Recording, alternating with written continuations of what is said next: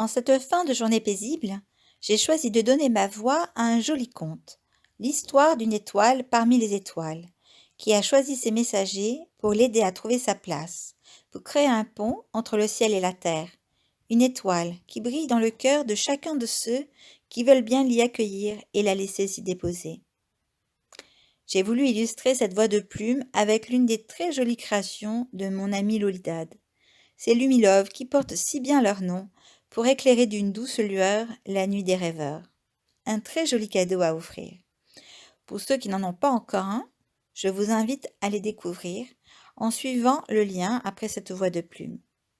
Je vous laisse vous installer et fermer les yeux quelques instants pour suivre l'étoile dans son voyage qui va la transformer pour nous au contact de la Terre.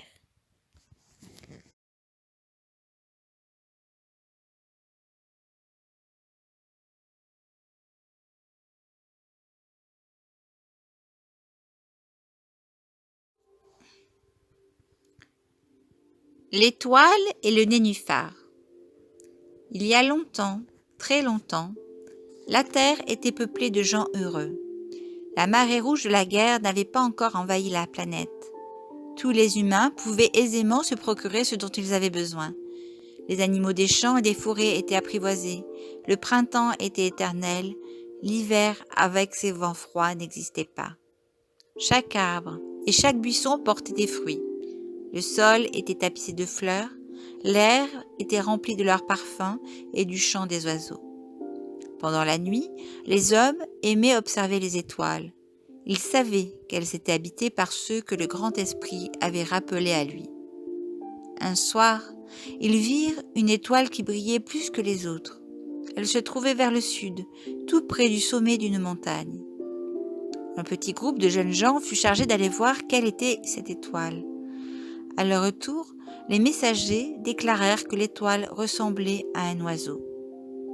Alors, on chargea un groupe de sages d'aller étudier le phénomène, car on craignait qu'il ne soit de mauvais augure.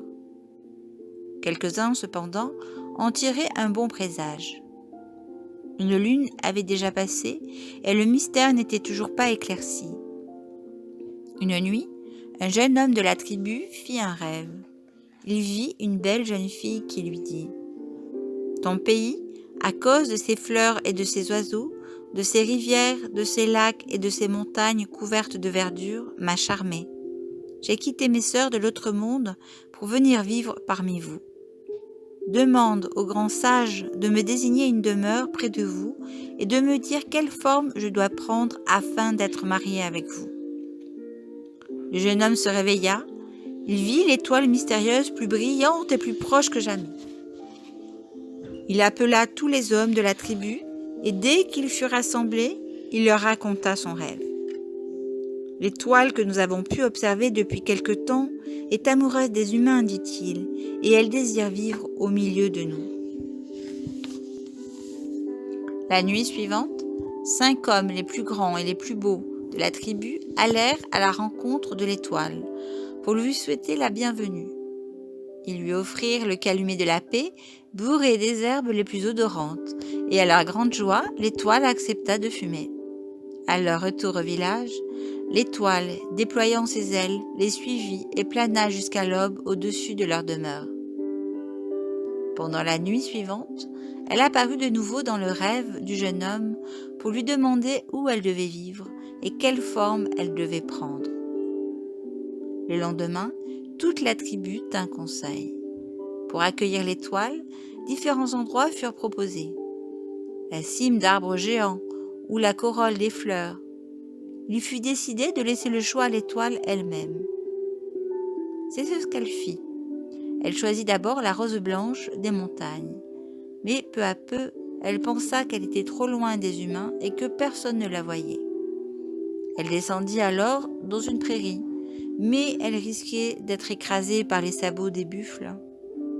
Elle adopta pour demeure les rochers de la côte, mais elle y renonça, car elle pensa que les enfants qu'elle aimait particulièrement ne pourraient pas l'atteindre. « Je sais où je dois vivre, dit l'étincelante fugitive.